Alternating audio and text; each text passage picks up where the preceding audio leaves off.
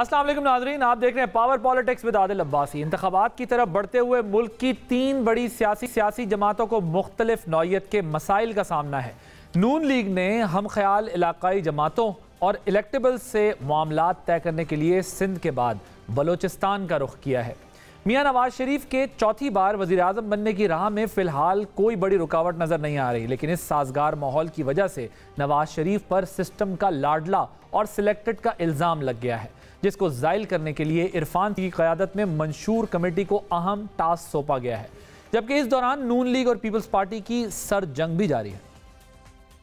जब तक उनका बयानिया वोट का इज़्ज़त का था तो हम साथ चल सकते थे। वोट का इज़्ज़त का बयानिया इन्होंने छोड़ा है, तब से हमारे साथ चलने में मुश्किलात का इजाफा हुआ है। 21 तारीख को वो आया, 22 को मैं आया। मैंने तो सारी उम्र गेट नंबर 4 का उसकी तरह साथ दिया, लेकिन मुझे नजर लग गई। उसको कब नजर लगने वाली है ये मैं इंतजार कर रहा हूँ। हमारा राब्ता अवाम से है, उनका राब्ता किसी सिलेक्शन कमेटी से।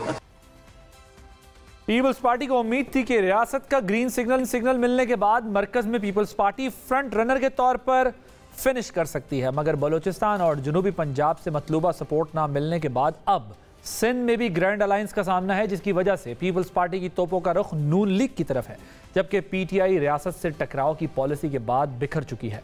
इस बयानिए की वजह से पार्टी छोड़ने वालों में साबिक जनरल सेक्रेटरी असद उमर का इजाफा हुआ है, जबकि चेयरमैन पीटीआई और बुशरा बीबी की मुबैना फ्रंट पर्सन फराह गोगी के गिर्द भी घेरा तंग हो रहा है। गुज़िश्ता रोज इंकशाफ हुआ कि पीटीआई हुकूमत खत्म होने से 6 दिन पहले फराह गोगी को मुल्क से बाहर निकाला गया और लाखों डॉलर्स में एक गैर मारूफ मुल्क का पासपोर्ट खरीद कर दिया गया, ताकि तहकीकाती इदारे उनकी नकलो हरकत से बाखबर ना रह सकें। देखना है कि क्या तहकीकाती इदारे फराह गोगी और चेयरमैन पीटीआई के दरमियान कोई मालियाती जो ताल्लुक है वो कामयाब हो सकते हैं इस्टेब्लिश करने में। दूसरी जानिब पीटीआई ने पीडीएम प्लस हुकूमत की मुआशी कारकर्दगी के खिलाफ वाइट पेपर जारी किया है। इससे पहले आसिफ जरदारी भी शहबाज हुकूमत की कारकर्दगी पर अदम इत्मीनान का इजहार कर चुके हैं। क्या साबिक इत्तेहादी हुकूमत की कारकर्दगी आइंदा इलेक्शन में इशू बनेगी?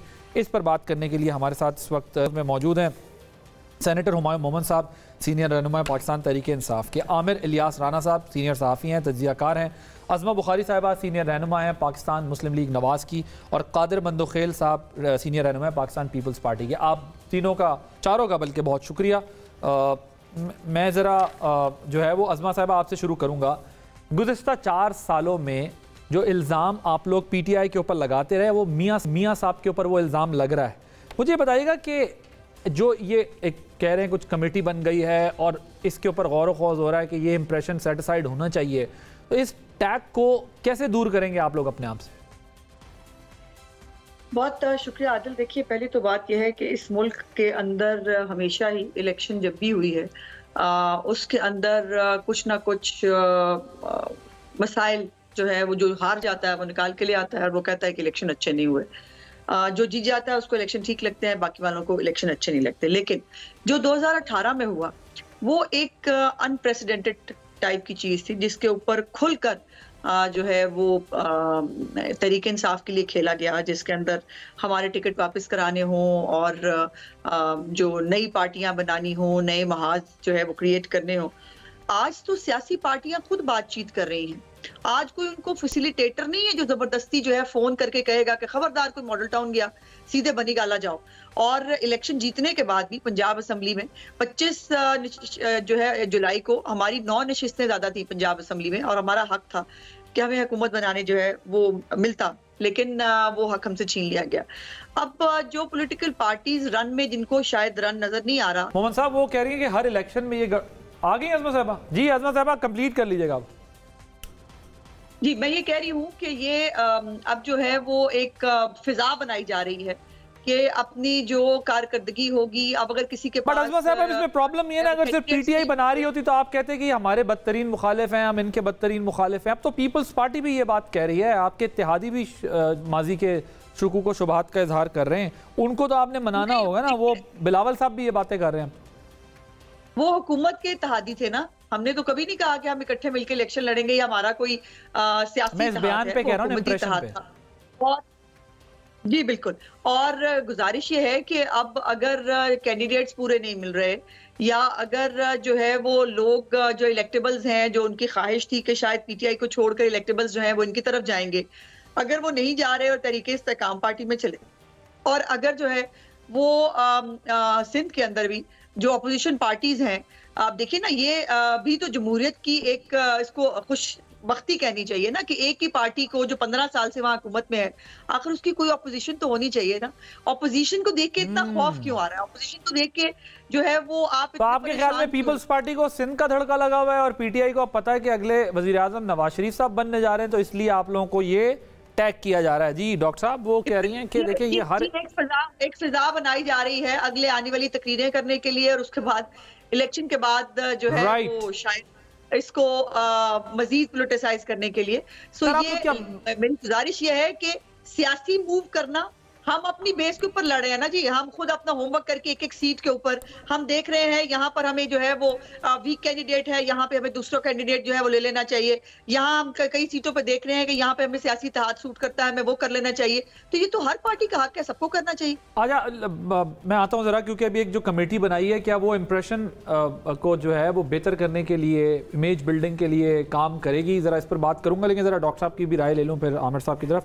डॉक्टर साहब, मेंटली आप लोग क्या लॉस्ट हो चुके, मतलब डिफीट फील कर रहे हैं? क्योंकि जब आप ये कहते हैं कि जी मियाँ साहब लाडले बन चुके हैं, और उन्होंने तो ज़ाहिर है हमने 18 में देखा कि जो लाडले बने वज़ीर आज़म भी बन गए, तो आप लोगों को ऐसा लगता है कि अब वज़ीर आज़म बनने जा रहे हैं और डिफीट हो चुकी है आप लोग? बिस्मिल्लाहिर्रहमानिर्रहीम। देखिए, इस तरह ये है कि जब आप किसी चीज़ के ऊपर एनालाइज करने की कोशिश करते हैं तो आप उसकी थोड़ी सी हिस्ट्री देखते हैं। ये मतलब वो कहते हैं ना, दिन का भूला जब रात को वापस आ जाए उसको भूला नहीं कहते। तो ये जनरल ज़िया-उल-हक की पैदावार 1981-85, उस जनरल ज़िया-उल-हक की जिसको चीफ जस्टिस ऑफ पाकिस्तान सदर मानने से उन्होंने कहा कि मेरे लिए तो वो सदर है ही नहीं, ये उनकी पैदावार है। अच्छा, फिर 1990 में ओसामा बिन लादेन से फंडिंग लिया। उसके बाद जो उस वक्त के ISI के चीफ थे और वो जो आर्मी चीफ थे, उन्होंने बयान दिए कि उन्होंने इनको फंडिंग दी। उस ज़माने में इनके मेम्बरान के अकाउंट से पता नहीं किसी के 6 करोड़ किसी के 4 करोड़ निकल के आ रहे थे, किसी को पता।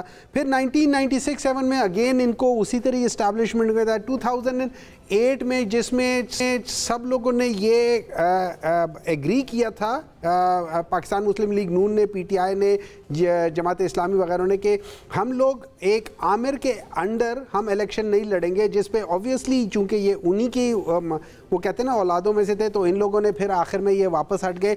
2013 में RO का इलेक्शन वो किया था। तो देखिए मेन पॉइंट क्या है? आप ये कह रहे हैं वी आर नॉट सरप्राइज्ड कि जिस तरीके से ये लोग एक इस्टेब्लिशमेंट की गोद में बैठ के वापस आना है, क्योंकि इनके पास ग्राउंड में इनके पास कोई इनका वो नहीं है, ये क्या कह सकते हैं, वोट बैंक नहीं है। और ये लोग बिल्कुल इस वक्त जो इनके सेंटर था, जो लाहौर जो इनका गढ़ था, वो भी इनके नीचे से खिसक जा चुका है। अच्छा, that is one of the reasons के अब जब आप कमज़ोर होना शुरू हो जाते हैं, आप लोगों की ताकत इस्तेमाल करना शुरू करते थे। मैं इलेक्शन से पहले की बात कर रहा हूँ। इलेक्शन के बाद के अलायंसेस जो होते हैं for the sake of government, अगर आपको मेजॉरिटी नहीं मिलती तो आप 1-2 को साथ मिला लेते होते हैं, वो और बात होती है, ठीक है। लेकिन इलेक्शन से पहले जब आप लोग साथ शुरू हो जाते हैं कि भाई हम लोग मिल के लड़ेंगे, हम लोग ये करेंगे, दैट शोज योर वीकनेस कि आपको अपने ऊपर एतमाद ही नहीं है। अच्छा, आप एक वीक पोजीशन से आ जा रहे हैं और उस लिहाज से मैं ये समझता हूं। अच्छा, ये याद रखें कि इन लोगों ने जो सबसे गंदी सियासत जो थी ना, जो रिश्वत की सियासत, जो छांगा मांगे की सियासत, जो मरी की सियासत थी,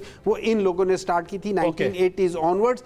उसके बाद से आज तक इस मुल्क के अंदर जो सियासत की मट्टी पलीत हुई है, वो बेसिकली इन लोगों की तरफ से थी। राइट। आमिर साहब, ये कोई है इमेज वाला मसला, ये जो लाडला होने का इल्ज़ाम पीपल्स पार्टी या PTI लगा रही है, और कोई कमेटी इस तरह की बनी है? आपकी क्या खबरें हैं कि कोई इस पर काम कर रही है इमेज बिल्डिंग पे? ये क्या आपके पास खबर? देखें, ये जिन्होंने खबर दी है वो जाने और उनका काम जाने। नवाज शरीफ को किसी इस तरह की ये लोग इमेज बिल्डिंग नहीं करके दे सकते। नवाज शरीफ तो आया ही इन लोगों को जितवाने के लिए। कौन लोग नहीं कर सकते? ये जो आप 30 रुकनी कमेटी है जिसकी बात कर रहे हैं, मंशूर कमेटी, ये नवाज शरीफ का इमेज नहीं बना सकती। सही है। ना उनके ज़िम्मे ये काम है। उनके ज़िम्मे काम है कि लिखा पढ़ा काम कि मंशूर क्या होगा, आप लोगों को क्या इलेक्शन कैंपेन में बताने जा रहे हैं। और ये इंप्रेशन वाला मसला कैसे? नहीं, इंप्रेशन देखें, इंप्रेशन का मेरे हिसाब किताब में, आप पंजाब की सियासत को अच्छी तरह समझते हैं, सिंध, केपी, बलूचिस्तान सब जगहों पे एक तासुर की बुनियाद पे काम चलता है। तासुर क्या बनाया पीपल्स पार्टी और पीटीआई ने कि नवाज शरीफ चौथी दफ़ा के वज़ीर आज़म हैं। अभी वो लंदन से नहीं चले थे, तो ये तासुर यहाँ पे इन दो पार्टियों ने बड़ा ठीक ठाक करके बनाया।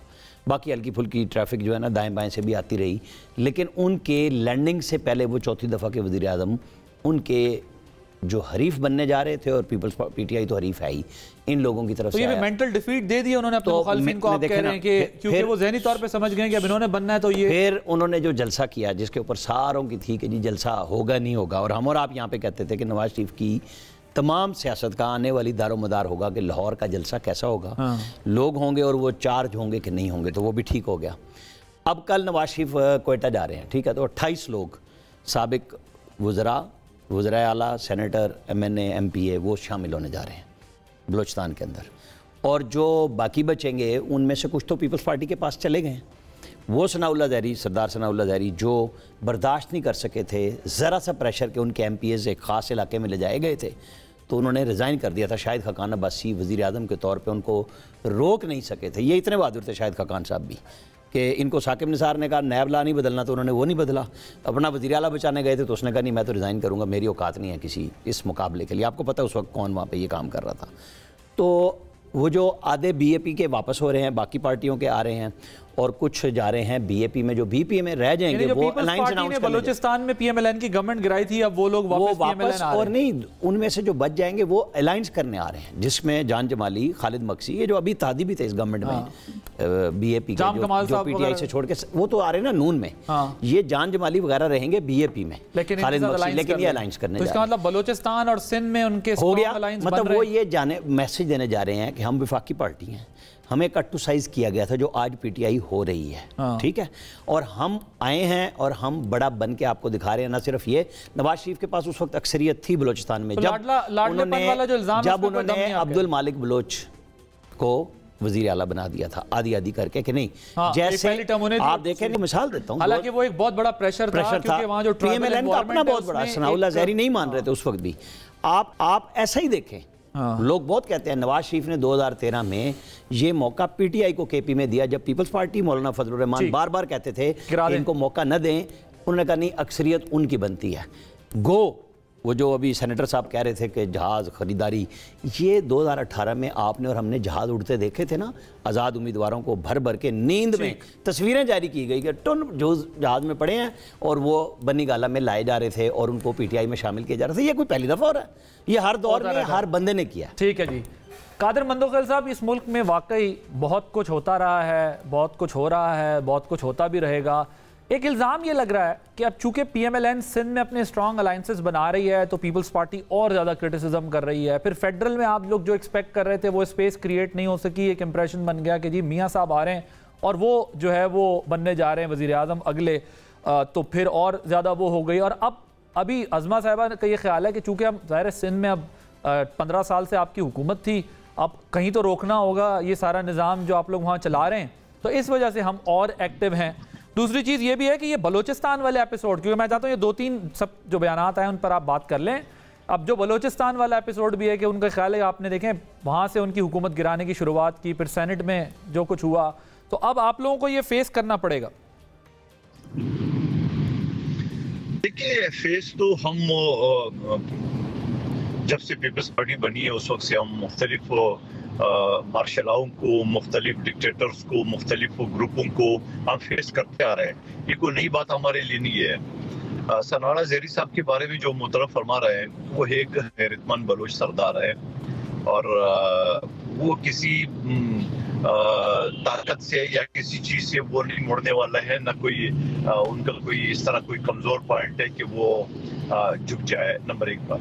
दूसरी बात, हमें थोड़ा सा शिकवा ये है कि यही लोग थे जो चंद माह पहले पीपल्स पार्टी में शमूलियत अख्तियार की, आज अचानक क्या हो गया? ये कौन सी मखलूक है जो इनको रुख बदला जा रहा है? एक बार फिर मुस्कुरा रही हैं आपकी बात, मुस्कुराएगी ना। अब ये बताए कि जब वो पंजाब में जहां जरदारी साहब बैठ गए और धड़ाधड़ PTI के लोग जो पीपल्स पार्टी के पुराने गए हुए थे वो अपने घर में आ रहे थे, तो मुस्लिम लीग नून ने IPP जो है ना मैदान में उतार दी जहांगीर तरीन साहब के सूरत में। ये आपके सामने सूरत है। दूसरा आपके सवाल में एक और सवाल था कि नवाज शरीफ कन्फर्म वज़ीर आज़म है, इस वजह से ये कंप्रेशन आई है। वो मेरे भाई उज़मा बीबी भी मेरी तरह जो वकील है, बल्कि बड़ी वकील है, मैं तो छोटा वकील हूँ। अभी तो वो नाहली का तलवार लटक रहा है मेरी भाई। ये कहाँ से आप लोग ख्वाब बना के और काबीना तश्कील दे के और पता नहीं क्या क्या प्लानिंग करके। अभी तो वो जो कौमी असम्बली में जिसका मैं भी हिस्सा था, वो इलेक्शन रूल्स के तहत, एक्ट के तहत 5 साल कर दिए है। 62-63 आइन का आर्टिकल तो अपनी जगह पे मौजूद है। अब इसका तशरीह कौन करेगा? तशरीह करेगी सुप्रीम कोर्ट, और सुप्रीम कोर्ट में ऑलरेडी वो पेंडिंग केस पेंडिंग है। तो अब रह गए टोटल 3.25 महीने। अब 3.25 महीने रह गया है, और 3.25 महीने में नवाज शरीफ साहब अपने आप को क्लियर भी कराएंगे सुप्रीम कोर्ट से, और उसके बाद फिर वो इलेक्शन लड़ेंगे। और फिर इलेक्शन लड़ने के बाद क्या सूरत हाल आएगी आपके सामने, पंजाब की सूरत हाल आपके सामने। अच्छा, एक चीज मुझे ये बताएं कि आप जब ये कह रहे हैं तो आप इल्जाम लगा रहे हैं कि PMLN ने IPP बनाई है, और ये जो है IPP PMLN की प्रॉक्सी है। और दूसरी चीज ये है कि देखें, एंजॉय तो गवर्नमेंट में आप लोगों ने भी किया है, और आज अगर मियां साहब यहां तक पहुंच गए हैं, पहले तो सभी भी कहते थे कि शायद नहीं होंगे, लेकिन हमने देखा हो गई। इस मुल्क में आपको पता है सब कुछ हो जाता है। तो अब आप भी तो इसके जिम्मेदार हैं ना। अगर आज वो वहां पहुंच गए जहां उन्होंने पहुंचना था, अब आप कह रहे हैं कि ये यहाँ कैसे पहुंच रहे हैं, ये तो बड़ा गलत हो रहा है। उसमें तो आप साथ थे इनके। हम कैसे जिम्मेदार हैं वो तो पहले बताओ। हम कैसे हुकूमत बनाने में, गिराने में, उनको स्ट्रेंथन करने में। तो हम यही कहते हैं कि शहबाज शरीफ साहब कभी जिंदगी में सोच भी नहीं सकता था कि मैं वज़ीर आज़म बन जाऊं। पाकिस्तान की तारीख में वज़ीर आज़मों के लिस्ट में इनका नाम डलवाने में आसिफ अली ज़रदारी साहब का किरदार है। तो ये मानने को तैयार है कि नहीं है, तुमको अच्छी तरह पता है। दूसरी बात तो ये पछताए क्या हो जब चिड़िया चुग गई खेत? अरे भाई खेत अभी बहुत बाकी है, सब्र करो, अभी तो चिड़िया दिसी है ना, बाकी तो देखते रहो भाई। अच्छा, इसका मतलब अभी खेत और खेल दोनों बाकी हैं। अज़मा साहिबा, भाई IPP बनवा दी आप लोगों ने, PMLN ने, और वो कहते हैं कि जी आप अभी क्लियर कहाँ से होंगे ना, एली तो पहले खत्म कराएं। आप इतने रिलैक्स कैसे हो गए कि हम बनने जा रहे हैं और मुबारकबादें लेना शुरू कर दिया?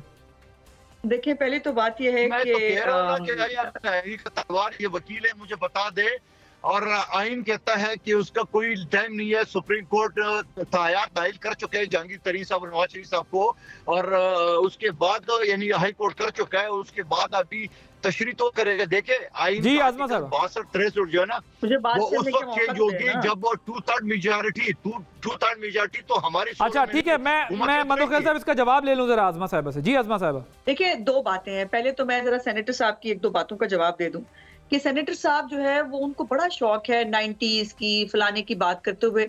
पता नहीं क्यों उनको 2011 से ऑनवर्ड PTI कैसे बनी थी, पाशा साहब कैसे गए थे शफकत महमूद के घर, फिर कैसे जो है वो तांगा पार्टी के अंदर जो है वो तांगा पार्टी को पहले बस और बस के बाद फिर उसको जहाज बनाया गया, और जो कभी नहीं किया था इस तरह खुल के, एस्टेब्लिशमेंट ने कभी इस तरह खुल के किसी को फेवर नहीं किया था जिस तरह इमरान खान को हुआ। उन्होंने कहा बैठता है RTS बैठ जाए, फर्क नहीं पड़ता, पोलिंग एजेंट्स को निकाल के बाहर मारो, फर्क नहीं पड़ता, और हुकूमत इनकी बनने नहीं देनी है। अभी आमिर साहब ने आपको एग्जांपल्स बताई। मेरी लीडरशिप का जो है वो कैरेक्टर ये था कि 2013 में हम चाहते तो इनको, जिस तरह इन्होंने सेनेट के अंदर दादागिरी की थी, सेनेट के इलेक्शन भूल गए अपने दौरे हुकूमत में जो इन्होंने किया, कि किस तरह से 66 लोग जो है वो खड़े होते हैं करारदाद की जो है वो। मैंने इसका जिक्र किया है, अभी सेनेट के अंदर का हुआ, बलूचिस्तान की भी हमने बात की तो सेलिब्रेट किया फिर पूरी PTI ने कि जी वो देखे ना, वो ज़मीर जाग गया, क्या करे।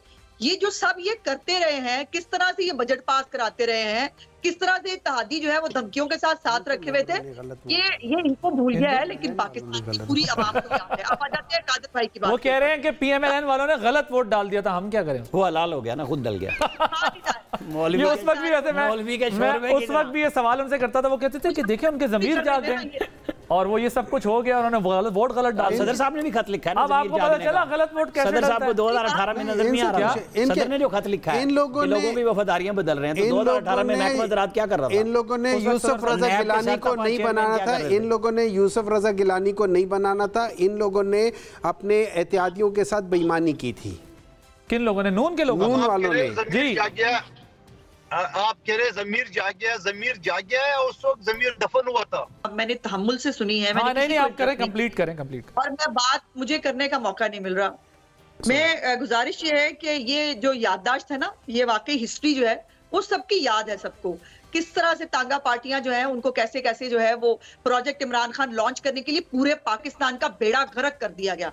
पूरे पाकिस्तान की ना इखलाकियात रहने दी, ना सियासत रहने दी, ना मईशत रहने दी, और उसको लाके बिठा दिया जिसने 200 माहिरीन की टीम भी ले आनी थी और जिसने इतने अरब लाके उसके मुंह पे मारने थे और उसके मुंह पे मारने थे और IMF के सामने जाने से पहले उसने खुदकुशी कर लेनी थी। उसने तो खुदकुशी नहीं की, पूरी पाकिस्तानी कौम जो है वो खुदकुशी पे उतर आई। और अब भी आप ये देखिए कि अब IMF का जो वफद है वो पाकिस्तान के अंदर जो है वो आया हुआ है अगली जो रिपोर्ट बनाने के लिए, और इन्होंने जो है वो व्हाइट पेपर नामी एक चीज जारी की है ताकि पाकिस्तान को दोबारा जो है वो एक मुश्किल वक्त में डाला जाए और पाकिस्तान को IMF के से जो है अगली किस्त ना मिल सके।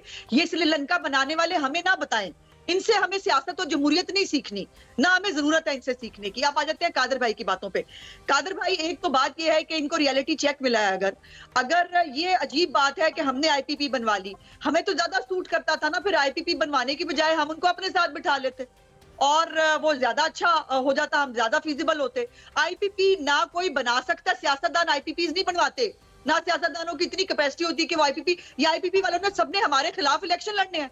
इनका रोना धोना मुझे समझ में नहीं आ रहा। IPP बनने का गुस्सा हम पे क्यों निकालते हैं, मेरी समझ से बाहर है। अब वो अगर इनकी ख्वाहिशात पूरी नहीं हुई कि इलेक्टेबल्स जो है वो PTI के गिरने का फायदा इनको होगा, अगर वो नहीं हुआ तो उसमें मेरी पार्टी का कसूर नहीं। दूसरी बात जो उन्होंने लीगल हवाले से बात की, मुझे अफसोस की बात यह है कि मैं तो MNA नहीं हूं, लेकिन कादर भाई MNA भी हैं और वकील भी हैं। उन्होंने खुद इलेक्शन एक्ट जो है उसके अंदर तरमीम पास की, और वो तरमीम क्या है कादर भाई? वो तरमीम यह है कि जहां पर आइन ने पाकिस्तान साइलेंट है, जहां पर खास तौर पे 62(1)(f जहां पर नाहली की कोई मुद्दत नहीं है, उसको 5 साल जो है वो समझा जाएगा। और ये यकीनन इसकी इंटरप्रिटेशन जो है वो अब अगर कोई कोर्ट में गई है बात तो वो जाके सुप्रीम कोर्ट में हो जाएगी, बट आपने ये पास किया हुआ है, मैं आपको याद करा दूं। दूसरी बात यह है कि पीपल्स पार्टी को याद था, कुछ दिन पहले तक पता था कि मियां नवाज शरीफ साहब के ऊपर केसेस कैसे बनाए गए थे। उनको पता था कि जज अरशद मलिक जो है वो उसको निकाल दिया गया था उसका, लेकिन उसका फैसला आज भी नवाज शरीफ साहब के ऊपर जो है वो मौजूद है। इनको कल तक पता था, आज भूल गया है कि मरियम नवाज शरीफ साहिबा को एवन फील्ड के अंदर जो बरियत मिली है उसमें बिल्कुल जो फैसला है उसके अंदर कैटेगोरिकली मियां नवाज शरीफ साहब के रोल को भी डिस्कस किया गया और कहा गया है कि उनके नाम पे ये ताका नहीं था, मरियम नवाज की बरियत बनती नहीं। तो हमने ये सब कुछ पढ़ा हुआ है और ये केस 2 दिन का है। एक तो दिन ऐसा क्यों कर रहे हैं? वो करने की दलाइल दूसरे दिन हमारे वकील कर लेंगे, इसमें कोई बड़ी बात है ही नहीं। सियासी केसों पे इनको तो कम से कम पता होना चाहिए, सियासी केसेस जो है उनके फैसले वो जो है वो कैसे आते हैं, कैसे बनते हैं, और फिर वो उनको तारीख कैसे दुरुस्त करती है उनको उसके बाद। जी कादर साहब, ओके मोज़मा साहब आपका पॉइंट आ गया, मैं जरा इसका जवाब ले लूं क्विकली कादर साहब से।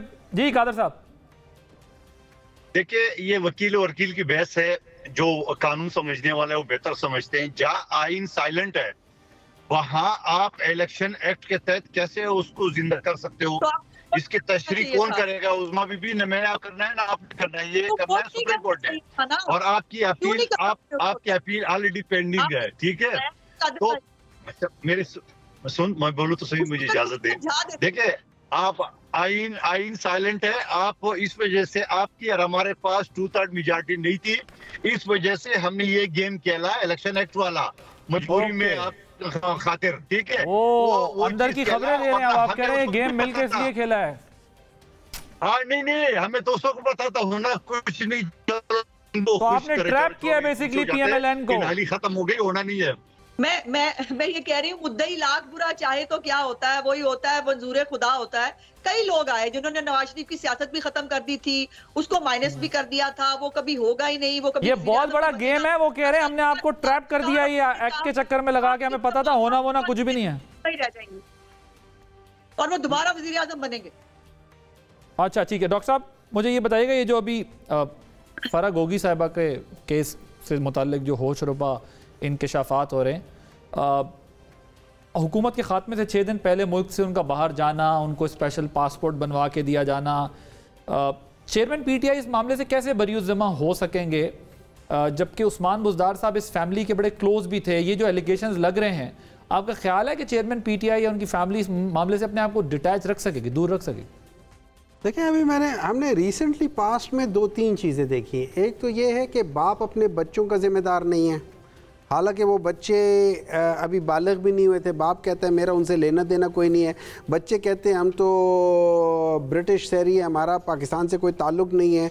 तो अगर एक बाप जो है जो कि एक पाकिस्तान की जो हाईएस्ट पोजीशन में 2 मरतबा आए और ज़्यादातर जो सेल्स परचेज़ हुई हैं वो उस ज़माने में हुई है जो उनकी पीएम होने के बाद और सीएम होने के बाद और फाइनेंस मिनिस्टर बनने के बाद हुई थी, तो उस पे तो उन लोगों ने किया। और उसमें अब आज तक उन्होंने एक मिनट आज तक उन लोगों ने उसका कोई मनी ट्रेल नहीं दिया। नंबर 2, हमने एक और चीज़ देखा है कि वो कहते हैं कि एक इंसान जो है ना वो अपनी बीवी की जो उसके एसेट्स होते हैं उसका जिम्मेदार नहीं है। बीवी इज़ एन इंडिविजुअल पर्सन, उन्होंने देना है। अब यहाँ पे अजीब बात यह है, यहाँ पे एक आदमी की बीवी की सहेली को आप उस आदमी के साथ जोड़ रहे हो। मतलब आई डोंट नो कि ये हम लोग किस किस्म का मजाक कर रहे हैं। अगर फरा साहिबा ने कोई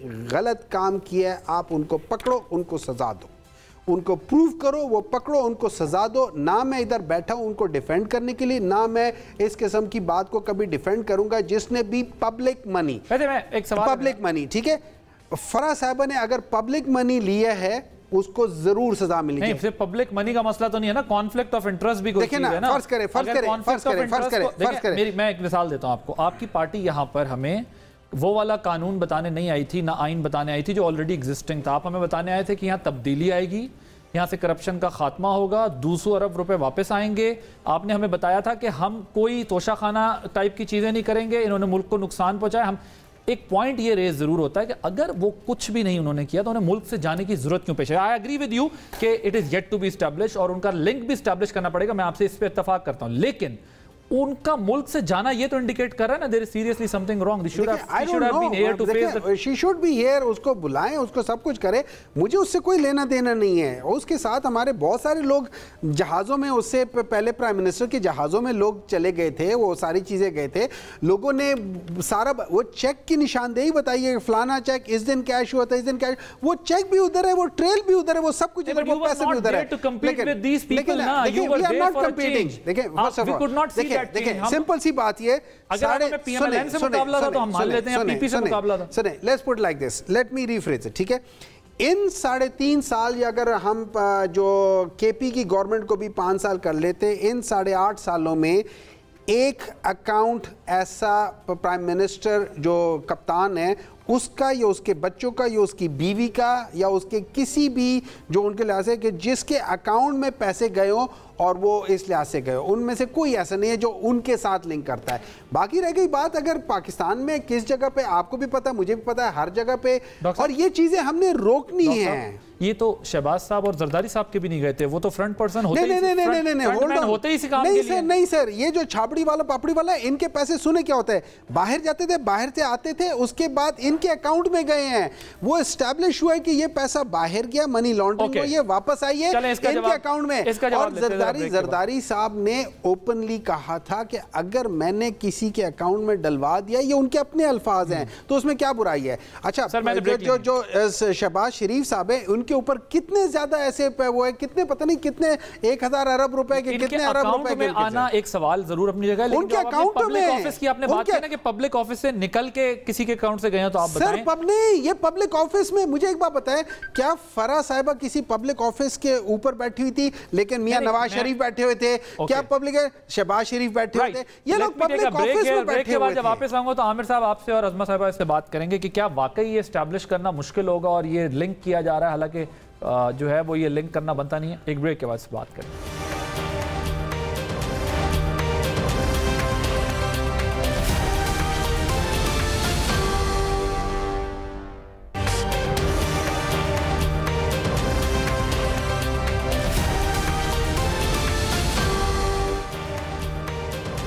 वेलकम बैक। आमिर साहब, डॉक्टर साहब कह रहे हैं कि देखें आपने ये एस्टैब्लिश करना है, आप एस्टैब्लिश कैसे करेंगे? आप तो फैमिलीज का नहीं साबित, फैमिलीज ने रिस्पॉन्सिबिलिटी नहीं ली और बाकियों के तो साबित हो रहे थे, इधर आप कैसे साबित करेंगे? तो ये आप एक मतलब एक प्रोपेगेंडा ही है, क्या साबित करेंगे? बाकी अगर किसी ने डॉक्टर साहब की असूली तौर पे बात दुरुस्त है, लेकिन इमरान खान ने डिफेंस सिर्फ फराग गोगी को किया, किसी और को नहीं किया। हाँ, उन्होंने कहा कि वो उन्होंने खुद लाइव प्रेस कॉन्फ्रेंस में कहा कि नहीं, उन्होंने बच्ची नहीं, उन्होंने कहा कि मेरे दौर में 300% रियल स्टेट में लोगों ने पैसे बनाए हैं, तो अगर उसने बना लिए तो क्या हो गया। उनको कोई ज़रूरत नहीं थी, अगर किसी प्राइवेट एंटिटी ने, किसी खातून मर्द ने बनाए हैं तो उसकी वजाहत खान साहब के ज़िम्मे क्यों है, उनको क्यों। इसका मतलब है लिंक तो आपको बनाना है ना, और जिन्होंने इन्वेस्टिगेट करना है वो बना लें। मैंने सिर्फ इतनी बात की है जो डॉक्टर साहब ने कही कि लिंक तो खान साहब ने खुद दिया है। अब आ जाए कि नवाज शरीफ के ऊपर कौन सा अकाउंट है, कौन सा है। बिल्कुल शहबाज शरीफ उसके बच्चों के ऊपर आया और एनसीए से वो क्लियर होके आए और खान साहब के दौर में आए। मैं कोई ऑफिसर नहीं था, मैं कहीं वज़ीर आला नहीं था, मैं कहीं वज़ीर आज़म नहीं था। केस शहजाद अकबर ने किए, क्लियर शहबाज शरीफ हुए। शहजाद अकबर की रोज़ाना प्रेस कॉन्फ्रेंस होती थी और आज वो वहाँ से ट्वीट कर रहे हैं बाहर बैठ के। वो खान साहब के साथ जितने लोग थे वो माशाल्लाह कोई गाड़ियों में भाग गया और कोई मुल्क से बाहर निकल गया। उनको डिफेंड करने के लिए डॉक्टर साहब बचे हैं, जो मतलब मेन पॉलिटिक्स में सेनेट की वजह से आए हैं। बड़ा तगड़ा डिफेंड कर रहे हैं। मतलब मैं यही कह रहा हूँ ना कि जिन लोगों ने ये काम दिखाए वो सारे के सारे चले गए। जो बच्चों की बात हो रही थी, मुझे ये बताएं कि नवाज शरीफ ने पहले दिन नहीं कहा था, हुसैन नवाज ने कहा था कि ये मेरे फ्लैट हैं और मुझे मेरे दादा ने दी हैं। आज तक उस फैक्ट में कोई तब्दीली आई है? कोई एक पेपर आया कि ये नवाज शरीफ ने दिए थे? चौधरी निसार वाहिद आदमी है जिस पे इमरान खान भी ट्रस्ट करते हैं और सारे के गलत नहीं करते। वो 10 दफ़ा हमारी बात हुई, उन्होंने कहा जी मुझे बिल्कुल पता है कि ये किसी कमीशन किक बैक के पैसों से फ्लैट नहीं बने। ऑन रिकॉर्ड बात है उनकी, और वो कहते हैं कि मुझे ये पता है कि ये एक कारोबारी डील के पैसे हैं जिसमें मियाँ शरीफ इन्वॉल्व थे और कारोबार किसी के पास चला गया और एसेट इनके पास आ गया।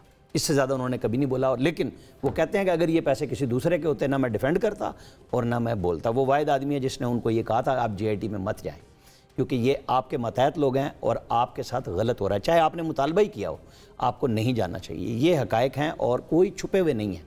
अब ये जो सियासत है इसका काम ही यही है ना कि आप कहाँ जाएंगे। पीपल्स पार्टी आज जो बात कर रही है, अभी practice and procedure act supreme court ने 9/6 से ओके किया है ना, जहाँ पे आइन कानून, ये जो अभी मंदुखेल साहब मोहतरम बता रहे थे, वहाँ उन्होंने पार्लियामेंट के कानून को अपहेल्ड किया। क्योंकि सारी बहस यही होती थी कि जी लिखा हुआ है 191 में subject to the constitution and law. लेकिन इलेक्शन डेट वाले मामले पे उन्होंने फिर इलेक्शन कमीशन को कहा ना जाके कंसल्ट करें आप प्रेसिडेंट के साथ। यहाँ पे रुक जाए, उन्होंने एक्ट के ऊपर कॉन्स्टिट्यूशन वाले मामले को मुकद्दम रखा है। भाई रुक जाए, वहाँ पे अतर मिनल्ला और चीफ जस्टिस दोनों की गुफ्तगू हुई, दोनों ने दोनों बातें की कि ये सदर का इख्तियार था, उन्होंने डेट क्यों नहीं दी। उन्होंने कहा इलेक्शन कमीशन के पास अगर इख्तियार था, एक ये कि उन्होंने डेट नहीं दी, दूसरे अगर ये इख्तियार आइन से मुआवरा दिया था तो आप लोगों ने सुप्रीम कोर्ट में चैलेंज। लेकिन आमिर भाई एक मिनट, मुझे जवाब दे लेने दें इसका। जो इलेक्शन कमीशन ने डेट दी है वो जाके पढ़ लें। सेक्शन 57 के तहत लिखा हुआ है नोटिफिकेशन कि हम सुप्रीम कोर्ट के ऑर्डर के तहत ये तारीख दे रहे हैं। उसमें कहीं नहीं लिखा हुआ, ना ऐवान सदर की प्रेस रिलीज में लिखा है, ना इलेक्शन कमीशन में लिखा है, और ना जो अगले दिन सुप्रीम कोर्ट में नोटिफिकेशन पेश हुआ वो लिखा हुआ है कि हम इलेक्शन एक्ट के तहत तारीख दे रहे हैं। ये बिल्कुल किसी आईनी उस 48(5) के तहत नहीं हुई डेट। ये वही हुई जो मेरिट को तो टच ही नहीं किया ना इसके ऊपर। उन्होंने इसीलिए नहीं, लेकिन फैसला क्या आया है? जो रिटर्न नोटिफिकेशन है वो इलेक्शन एक्ट 57 के तहत आया है। इलेक्शन कमीशन ने जो नोटिफिकेशन जमा कराया है 8 फरवरी का, वो अपने एक्ट के तहत कराया कि हमें ये इख्तियार दिया गया, हम डेट दे रहे हैं। हमारी यहीं बैठे हुए कॉन्वर्सेशन हो रही है। मैंने आपसे कहा था कि इलेक्शन कमीशन को जब बुलाया जाएगा अगर सुप्रीम कोर्ट, तो वहां जाके बता देंगे कि आप भी कहते तो दे दे डेट, हम भी डेट दे देंगे, डेट मसला नहीं। और हम तो ये कह रहे थे, लेकिन वो खड़े वहीं 57 पे हुए हैं। वो नहीं हुए। जिस तरह उन्होंने सेनेट के इलेक्शन में उस वक्त चीफ जस्टिस और बाकी जजेस कह रहे थे कि आप इसको ओपन कर दें, उन्होंने कहा आप डायरेक्शन दे दें क्योंकि आइन इसमें वादे तौर पे कहता है कि हमें खुफिया रायदही रखनी है। फिर आपको पता है ना कैमरे, इसमें तो अब सुप्रीम कोर्ट का फैसला है ना, ये कैसे होगा? कैमरे किसने पकड़े? जिस बड़े बेंच ने किया, मुस्तफा नवाज खोकर के साथ कौन था? मुसद्दिक मलिक साहब थे। मुसद्दिक मलिक थे और लगे हुए थे, वो फैज़याबी के कैमरे थे, वो पकड़े गए थे ये सेनेट में, ताकि पता चल जाए कि कौन किसको वोट देने जा रहा है। क्या ये छुपी हुई बातें हैं? ये कोई कुरून उला की बातें हैं जो आज हम कर रहे हैं? ये हमारे सामने की बातें हैं। क्यों हो रही है? ये इसलिए हो रही है कि हम सब इसमें शरीक हुए। इलेक्शन कमीशन में जो डेलीगेशन गया था मिलने, उसमें आप शामिल थे? जो PTI का, वो सिर्फ लॉयर्स गए थे मेरे ख्याल में सर। बड़ी उन्होंने आके तारीफ की, उन्होंने कहा चीफ इलेक्शन कमिश्नर बड़े अच्छे तरीके से हमसे मिले, बेड भी उन्होंने कहा कि निशान होगा। उन्होंने ये भी कहा कि चेयरमैन वाली बात पे भी, अब मुझे नहीं पता वो एग्जैक्ट क्या स्टोरी है, लेकिन ये भी पता चला कि शायद चेयरमैन के ऊपर भी वो नहीं होगा। अगर आप लोग एक अच्छी स्ट्रैटेजी प्लान कर लेते और एक अननेसेसरी जो असॉल्ट होता है इंस्टीट्यूशंस के ऊपर वो आप इलेक्शन कमीशन पे ना करते तो आपके लिए इलेक्शन कमीशन की हद तक तो बड़ी अच्छी स्पेस बन सकती थी ना। आपका तो आज आपने एक कमेटी बनाई है वो सियासतदानों से एंगेज कर रही है, इलेक्शन तो कराना है इलेक्शन कमीशन ने, तो सियासतदानों से एंगेज करके क्या करेंगे। आप लोगों के एंड से भी जो है वो गलतियां की गई हैं कि सबको अपना दुश्मन बना के, हालांकि चीफ इलेक्शन कमिश्नर सुना ये भी उन्होंने रिमार्क्स दिए कि वो बड़ी इज्जत करते थे खान साहब की और वो खुद भी बड़े इस तरह के इंसान है, बड़े पोलाइट से, बड़े धीमे मिजाज के इंसान है। तो ये चीज़ें तो आप लोग बड़ा पॉलिटिकली अच्छी हैंडल कर सकते हैं, बड़ी मिस हैंडल की थी। अज़मा साहब मुझे पता है आप जवाब देना चाह रही होंगी डॉक्टर साहब की, जरा वो दीजिएगा। जी देखिए, पहले तो बात यह है कि हम वो लोग नहीं हैं जो बाप बच्चों को तस्लीम ना करे, बच्चे बाप को तस्लीम ना करें। मियां नवाज शरीफ साहब ने अपनी 7 पुश्तों की तलाशी दी थी। आज जिसको तलाशी जिसकी मांगी जा रही है ना, वो तलाशी देने से वो अब आज गोगी गैर मुतल्लका हो गई है। मजे की बात देखिए कि जो बहुत ज्यादा मुतल्लका थी, जो 3.5 साल इतनी मुतल्लका थी कि वो बताया करती थी कि पिंकी पीरनी साहिबा को 5 कैरेट से कम का हीरा नहीं पसंद आता, वो इतनी मुतल्लका थी कि वो जहाज के अंदर उमर फारूक जहूर को काबे वाली घड़ी बेच के आती है, वो सेट बेच के आती है और पैसे कैश में बैग में डालकर पाकिस्तान लेके आती है, जिसका कोई हिसाब किताब नहीं है। अभी जो चीजें सामने आई है ना गैर मुतल्लका खातून की, वो है जो ऑन रिकॉर्ड है, यानी 47 ट्रांजैक्शंस हैं एक ही बैंक के अंदर, जिसके अंदर उनके मुलाजिम जो है वो जाकर पैसे जमा कराया करते थे। ये इसको गैर मुतल्लका कह के फिर जो है वो कह रहे हैं सेनेटर साहब कि ये पब्लिक मनी नहीं है। कैसे पब्लिक मनी नहीं है? क्या पूरे पंजाब को, और मैं उस वक्त अपोजिशन की मेंबर होते हुए मैं हर वक्त पूरे 3.5 साल बताती रही कि यहाँ पर रेट लगा हुआ है। कमिश्नर जो है वो कितने का लगेगा, अगर आपने किसी इदारे की आपने सरबराही लेनी है उसका रेट क्या है, और बाकायदा तौर पर ये रेट जो है ये फिक्स होते थे पंजाब के अंदर, और पैसे जो है वो ये मौसूफा और उनके मियाँ और बुज़दार साहब जो है वो पिंकी पीरनी साहिबा की डायरेक्शंस पे जो है वो रिसीव किया करते थे। अब सवाल ये, वो कह रहे हैं इनको वापस ले आए, कौन लाएगा जी वापस? जो जिसने भेजा है वही वापस लाएगा ना। आप जो बहुत सच्चे हैं आप सब लोग, आप सेनेट की अपनी पार्लिमानी पार्टी की तरफ से अपने चेयरमैन को लिखें और सेनेट में खड़े होकर आप तकरीर करें। आप कहें कि जी ये जो है वो फोन करें इमरान खान फराह गोगी साहिबा को कि जी बड़ा जुल्म हो गया, हम पे इल्जाम लग गया, फौरन वापस आओ। वो वापस आ जाएगी, जिसने भगाया वही वापस ला सकता है ना। और जिसने उसके लिए बाकायदा तौर पर फेक वो बनवा के एक पासपोर्ट, और वो पासपोर्ट 28 मार्च को बुशरा बीबी साहिबा को रिसीव कराया जाता है, वो उनके पास जाता है, वो इतनी गैर मुतल्लका है। उसका नया पासपोर्ट बनके बुशरा बीबी को काहे के लिए दिया जा रहा था जी? और ये तो आप ये कानूनी तौर पर साबित कर लेंगे आप लोग जी? कानूनी तौर पे ये साबित हो जाएगा, सब कुछ लिंक आपके ख्याल में एस्टैब्लिश हो जाएगा? मैं नहीं समझती कि इसमें कोई साबित ना होने वाली बात है। फिर दूसरी बात यह है कि इमरान खान को पुरानी आदत है, उसको ज़कात और खैरात खाने की आदत है। वो तो ज़कात और खैरात ऑफशोर कंपनियों में इन्वेस्ट कर देते थे, जो पूरे कानून के तहत कोई दुनिया में कहीं चैरिटी का पैसा आप इन्वेस्ट नहीं कर सकते। वो मौसूफ तो ये भी कर चुके हैं। मैं डॉक्टर साहब से इसका जवाब लेता हूं। मकान है वो वाया एक तीसरे बंदे के अपनी बीवी से मनी ट्रेल बना के सादिक और अमीन बने हुए हैं, और यहाँ पर जो है वो बाकायदा आकर, मैंने इसलिए कहा था पिछली दफा मैंने सेनेटर साहब से कहा था कि बराए मेहरबानी इस्लामाबाद हाईकोर्ट का फैसला कभी फुर्सत निकाल के पढ़ लें, उसके अंदर जो है बाकायदा डिस्कस किया है कि कैलिब्री फॉन्ट के ऊपर आप लोगों ने तमाशा बनाया, आपने मीडिया ट्रायल किया मरियम नवाज का, रॉबर्ट हेडले ने आके कहा वो बिल्कुल जो है वो मौजूद था और वो फॉन्ट इस्तेमाल हो रहा था। आपने उन्होंने कहा कतरी खत जो है, खत के बाद उन्होंने कहा कि हम उसकी गवाही देने के लिए तैयार है कि हमारा मियां शरीफ साहब के साथ कारोबारी लेन देन था, और उस कारोबारी लेन देन के सिलसिले में ये फ्लैट हमारी मलकियत है जो हमने मियां शरीफ साहब को दिए, जो उन्होंने अपनी आगे पोतों को दिए। अब उसके ऊपर इन्होंने पूरा एक केस बनाया कि जी मनी ट्रेल को, जो आज भी कह रहे हैं एक रटा रटाया रेटरिक है, मनी ट्रेल तो मौजूद थी, अलग बात है, मानी नहीं गई क्योंकि प्रोजेक्ट इमरान खान को लाना था। और उस अब वो जो केस है 2, जज बशीर जो है वो अपने सफा नंबर 171 पे कहता है अल अजीजिया वाले केस में कि करप्ट प्रैक्टिसेस का कोई एलिगेशन नहीं है, ना कोई सबूत है, लेकिन मैं सजा दे रहा हूँ। और ये जो दूसरे एवन फील्ड वाले हैं, चलो मैं इसका जवाब लेता हूँ डॉक्टर साहब से। आमिर साहब जी देखिए इस तरह है पॉइंट टेकन उस्मा साहब। देखिए मुझे नहीं मालूम, जब ये हम सारे कह रहे हैं कि फराह साहिबा के वो हैं, जितना मुझे इल्म है वो उनके टैक्स रिटर्न को सामने रख के जो 2023 और 2018 को आपस रख के, और उसमें देख रहे हैं कि 2018 में जो टैक्स रिटर्न थे और 2023 में उनकी वेल्थ बड़ी है ना, उनकी वेल्थ बड़ी है, ठीक है।